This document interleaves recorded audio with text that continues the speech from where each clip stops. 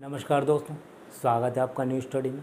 दोस्तों आज हम प्राचीन भारत के इतिहास में आगे बढ़ते हुए सिंधु घाटी सभ्यता हमने कर ली थी। उसके बाद में हम वैदिक सभ्यता को करेंगे। तो दोस्तों वैदिक सभ्यता के अलग अलग इतिहासकारों ने अपने अपने तरीके से अलग अलग मत दिए, ठीक है। तो एक फेमस इतिहासकार रहे हैं जिसका नाम है, और फिलोसोफर भी रहे जिनका नाम है मैक्स मुलर, ठीक है। मैक्स मुलर ने बताया कि ये जो सभ्यता है, ये जो आर्य लोग थे जिन्होंने वैदिक सभ्यता की नींव डाली, ये जो आए थे मध्य एशिया से आए थे, ठीक है। कहाँ से आए थे? ये मध्य एशिया से आए थे और उन्होंने वैदिक सभ्यता की नींव डाली। तो फिर उनसे पूछा गया कि भैया ऐसा क्या है जो ये मध्य एशिया से आए थे।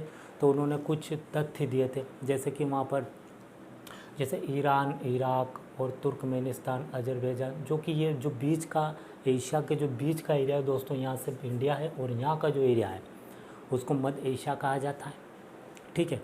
और वहाँ से आए तो वहाँ एक ग्रंथ था जिसका नाम था जैन अवस्था।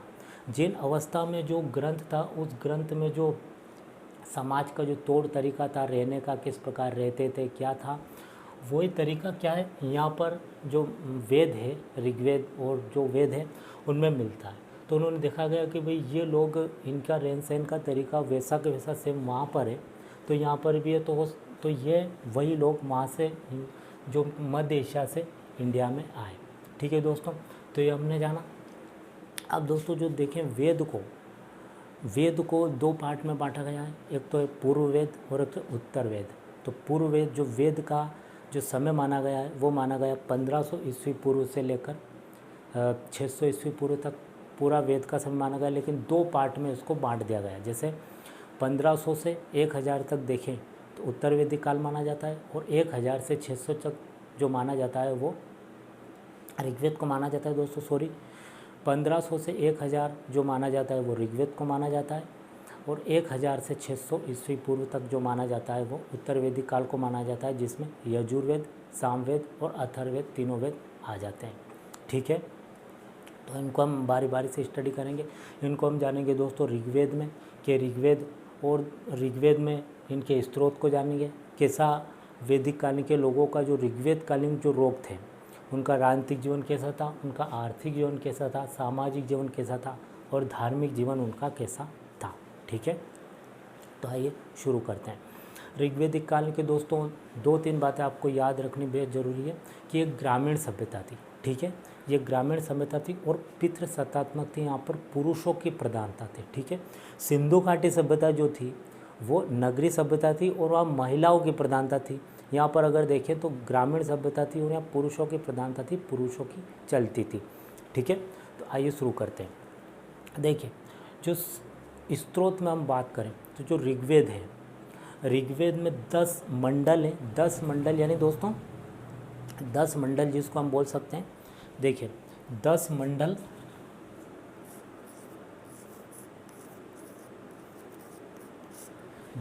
यानी 10 पार्ट, ठीक है। 10 पार्ट है इसमें। तो जो पहला है और जो 10वां है ये बाद में जोड़ा गया है, ठीक है। 10 मंडल है, 1028 रचाएँ हैं, ठीक है, और 10,580 श्लोक हैं, ठीक। 10 मंडल, 10 मंडल, 1028 रचाएँ और 10,580 इसमें क्या है, श्लोक है, ठीक है। उसके बाद में जो ग्रंथ है दोस्तों ये काफ़ी कठिन है, मतलब ये काफ़ी कठिन है, तो इसको आसान बनाया गया है। इसका उपवेद भी है दोस्तों। इसका जो उपवेद है वो आयुर्वेद, यहाँ पर भी जो भी जैसे कि काम किया जाता था, जैसे कि ये जो जीवन है, जीवन जीने की जो शैली है वो तो ऋग्वेद के अनुसार है, ठीक है। लेकिन जो वहाँ कोई बीमार हो जाता था, उसका कोई इलाज होता था तो जड़ी बूटी तरीके से ही किया जाता है। जैसे आज के समय में भी हम देखते हैं कि जड़ी बूटी की दवाई भी बनती है, तो वो यहाँ से ही इसी के समय से दोस्तों शुरू होती है। और जो ऋग्वेद है दोस्तों ये हमारा सबसे प्राचीन वेद है और ये संस्कृत में लिखा गया है, इसलिए हम बोलते भी हैं कि हमारी जो प्राचीन भाषा है वो संस्कृत है। तो वो इसी वेद के आधार पर इतिहास की जानकारी मिलती है दोस्तों, और यहीं से जो सबसे प्राचीन वेद है वो ऋग्वेद है, और यहीं से हमारी सबसे प्राचीन भाषा संस्कृत मानी जाती है, ठीक है। इसके बाद में हम देखें तो ये इसका ब्राह्मण ग्रंथ आसान तरीके से बनाया गया। ब्राह्मण ग्रंथ जो है वो 2 पार्ट में बनाया गया। ठीक है, एक तो होता है कोसुक्ति, कोसुक्ति और ऐत्रेय। ठीक है दोस्तों, कोसुक्ति और ऐत्रेय। इस ब्राह्मण ग्रंथ को दो पार्ट में, कोसुक्ति ब्राह्मण ग्रंथ और ऐत्रेय ब्राह्मण ग्रंथ जो है, इसको आप कहीं भी पढ़ सकते हैं, कहाँ भी पढ़ सकते हैं, कैसे भी पढ़ सकते हैं, इसमें कोई रोक टोक नहीं है। लेकिन उसके बाद में जो आरण्यक आया है, आरण्यक को आपको एकांत में पढ़ना होता है, किसी जंगल में जाकर, या एकांत जहाँ शांत वातावरण हो। ठीक है, उसके बाद में आता है वेदों के अंत में, इसको उपनिषद भी कहा जाता है। ये किसी गुरु की शरण में लेकर पढ़ा जाता है दोस्तों। ठीक है, तो एक तो ऋग्वेद हुआ। ठीक है, ऋग्वेद का उपवेद अगर देखें तो आयुर्वेद हुआ। ठीक, और उसके बाद में उसका जो ब्राह्मण ग्रंथ है दो पार्ट में बना है, दो पार्ट में। एक तो देखते हैं कोसुक्ति और ऐत्रेय। ठीक है, एक आरण्यक है जिसको हम कहाँ भी पढ़ सकते हैं, और उसके बाद में एक जो वो ब्राह्मण आरण्यक को हमको अकेले में पढ़ना होता है, और जो वेदांत है जो वेदों के अंत में पढ़ा जाता है, जो किसी गुरु की शरण में लेकर हमको सीखना होता है। ठीक है दोस्तों, तो ये हमने सीखा। उसके बाद में बात करें तो इसको तो हमने समझ लिया। अब इनका राजनीतिक जीवन देखते हैं, किस प्रकार का इनका राजनीतिक जीवन था। तो इनके राजनीतिक जीवन की बात करें दोस्तों, तो इनका राजनीतिक जीवन में देखें तो ये इन्होंने लोहे की खोज कर ली थी। ठीक है, इन्होंने लोहे की खोज कर ली थी। तो लोहे की खोज की थी तो इन्होंने हथियार भी बना लिए थे, हथियार थे इनके पास। फिर इसके बाद देखें तो घोड़ा इनका प्रिय पशु था, तो घोड़े से घुड़सवारी सीखना, यहाँ से वहाँ युद्ध लड़ना। तो क्या था, राजनीतिक जीवन इनका निपुण था, परिपूर्ण थे ये राजनीतिक जीवन में। ठीक है, क्योंकि लोहे के हथियार भी थे और घोड़े से भी युद्ध करते थे, घोड़ा इनका प्रिय पशु था। ठीक है, आर्थिक जीवन में बात करें दोस्तों, तो आर्थिक जीवन ये कृषि प्रधान था, कृषि पर निर्भर थे और पशुपालन पर निर्भर थे। ठीक है दोस्तों, कृषि पर निर्भर थे और पशुपालन पर निर्भर थे। ठीक है, और ये ग्रामीण सभ्यता थी, गांव में रहते थे। तीन बातें याद रखना, पशुपालन करते थे, कृषि पर निर्भर थे और ग्रामीण सभ्यता थी। यहाँ कोई कितना अमीर है कितना गरीब है यह तय किया जाता है गायों से। दोस्तों आज के समय में हम देखते हैं तो जो पेशा है वो प्रचलन में है। ठीक है, और सिंधु घाटी सभ्यता में मैंने बताया था कि वहाँ कोई मुद्रा प्रचलन में नहीं थी। अगर मुझे कुछ वस्तु लेनी है तो कुछ वस्तु मेरी देनी पड़ती थी, अदला बदली जिसको हम कहते हैं। यहाँ पर गाय प्रमुख थी, गाय सबसे प्रमुख धन माना गया था, गाय को एक प्रकार से मुद्रा माना गया था। अगर कोई अमीर है तो तय किया जाता था कि उसके पास कितनी गाय है, कोई गरीब है तो उसके पास कितनी गाय नहीं है। गाय को मारना सबसे बड़ा अपराध था, यानी गाय ही बहुत प्रमुख थी यहाँ पर। ठीक है, ये था।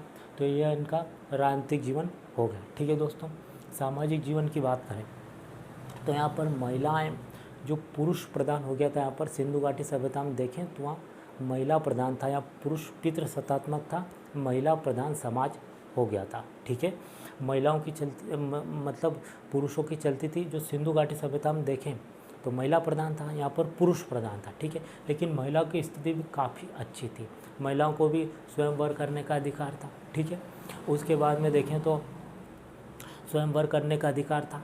फिर उसके बाद में पुरुषों के समान सारे अधिकार प्राप्त थे, शिक्षा का भी अधिकार था, और यहाँ पर ये अधिकार थे पुरुषों के समान, लगभग महिलाओं को भी काफ़ी अधिकार थे। ठीक है, उसके बाद में देखें तो धार्मिक जीवन, यहाँ दोस्तों ऐसा कहा गया कि जो 10वां मंडल है, जो 10वां मंडल, जैसे तीसरा जो मंडल है, जो जैसे 10 मंडल है तो तीसरे मंडल में जो ओम भूर्भुवः स्वः जो गायत्री मंत्र है उसका जिक्र किया गया। ठीक है, 9वें मंडल में सोम देवता का जिक्र किया गया है, और 10वें मंडल में ऐसा कहा गया है कि वर्ण व्यवस्था का जिक्र किया गया है। ठीक है, कि भगवान जो भगवान ब्रह्मा जी है उनके शरीर से 4 वर्णों का उदय हुआ है। जैसे कि अगर देखें तो सिर से ब्राह्मण का, भुजाओं से क्षत्रिय का, और पेट से क्या कह सकते हैं कि शुद्ध वैश्य का, और नीचे देखें पेट से तो शूद्र का हुआ है। ठीक है, ये वर्ण हुए, और उन्हें वर्ण के अनुसार, तो ये दोस्तों जो वर्ण हुए ये कर्म के आधार पर थे, उस समय जन्म के आधार पर नहीं थे। मतलब जो सबकी रक्षा करता था, जो युद्ध लड़ता था, सबकी रक्षा करता था, राजा होता था, उसको बोला जाता था क्षत्रिय। ठीक है, उसके बाद में जो विद्वान वर्ग था, जो सबको क्या ज्ञान देता था, जीवन का सिद्धांत देता था, कैसे कार्य कैसे करना चाहिए कैसे नहीं करना चाहिए, वो जो ज्ञान देता था उसको कहा जाता था ब्राह्मण, ठीक है।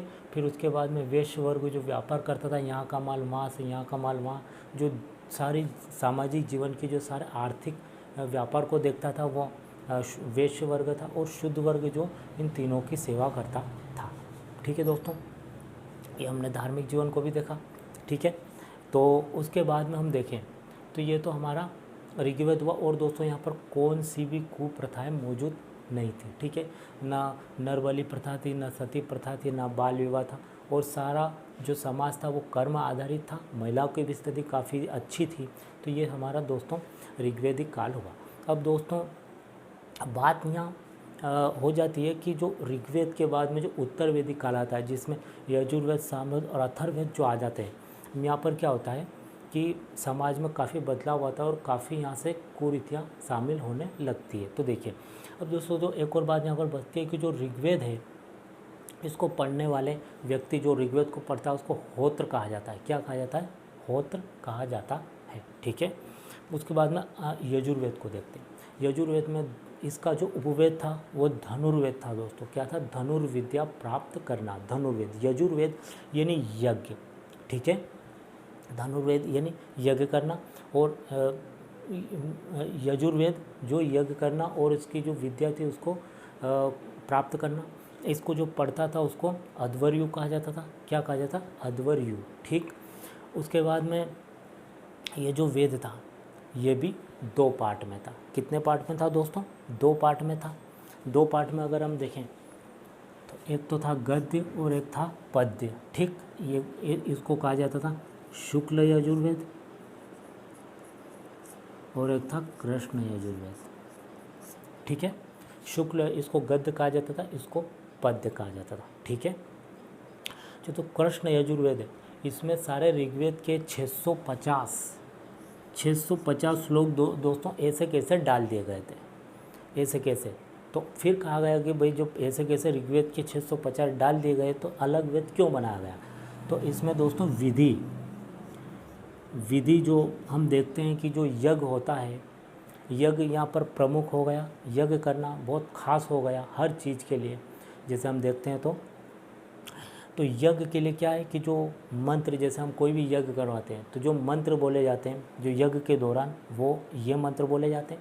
और जो विधि कराई जाती है, ठीक है, जो विधि होती है वो इस विधि के द्वारा, जैसे हम देखते हैं कि अगर यज्ञ हो रहा है और पंडित जी बोल रहे हैं, जो मंत्र बोल रहे हैं वो ये है। और फिर वो बोलते हैं कि हाथ में जल लीजिए, जल अर्पण कीजिए अग्नि को, फिर उसके बाद में घी लीजिए, तेल लीजिए, वो अर्पण कीजिए, उसके बाद में खड़े हो जाइए, उसके बाद में आरती गाइए। तो जो विधि बता रहे हैं दोस्तों वो ये है शुक्ल यजुर्वेद में। और जो मंत्र पढ़ते जाते हैं वो कृष्ण यजुर्वेद में आते हैं। तो दोस्तों यहाँ पर यज्ञ करना अनिवार्य हो गया। यज्ञ जो कि होता है वो यहाँ पर हर तरीके से, जो कि विवाह, शादी, हर जो कि हम काम देखते हैं, जो भी काम मुहूर्त करते हैं, अंतिम संस्कार, और हर चीज़ में जो परंपरा जो होती है वो परंपरा यहाँ से शुरू हो जाती है, ठीक है।